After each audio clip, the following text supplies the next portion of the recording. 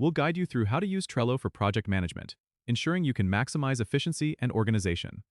If you find this helpful, consider subscribing and liking the video. First, open your web browser and go to Trello's website. Once there, log into your account or sign up if you don't have one. After you're logged in, you'll see your dashboard. Start by creating a new board for your project.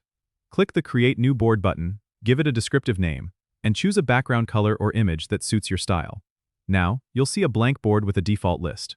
Click on Add a list to create different stages of your project, such as To Do, In Progress, and Completed. Lists help you organize tasks into categories, making it easier to track progress. Next, add cards to these lists. Cards represent tasks or items that need to be completed. Click on Add a card, type the task name, and hit Enter. You can click on each card to add details like descriptions, due dates, and attachments.